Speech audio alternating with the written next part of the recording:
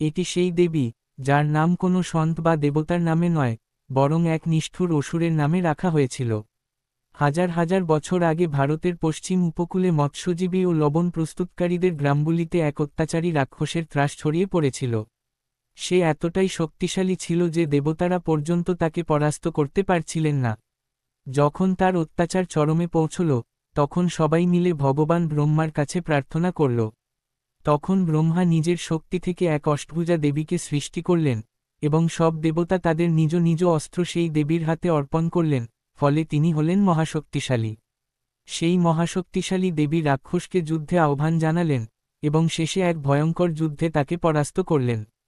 কিন্তু এই কাহিনীতে এক বিস্ময়কর মোড় আসে। মৃত্যুর আগে সেই রাক্ষসের হৃদয় পরিবর্তন হল। সে দেবীর চরণে লুটিয়ে পড়ে অনুতপ্ত হয়ে এক বর প্রার্থনা করল।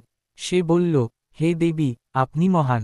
আমার একটাই ইচ্ছা, এই স্থানে আপনার একটি মন্দির হোক, আর আপনার পূজা আমার নামেই হোক। দেবী তার ভক্তি ও অনুতাপে সন্তুষ্ট হয়ে সেই বর মঞ্জুর করলেন। ঠিক সেই স্থানেই, যেখানে রাক্ষসটি প্রাণ ত্যাগ করেছিল, মাটির বুক ফুঁড়ে দেবীর একটি স্বয়ম্ভু মূর্তি প্রকাশ পেল। রাক্ষস মুবারকের নামে সেই দেবীর নাম রাখা হল মুম্বা দেবী।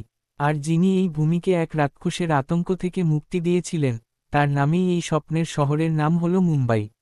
আজও কলি মৎস্যজীবীরা সমুদ্রে যাওয়ার আগে তাদের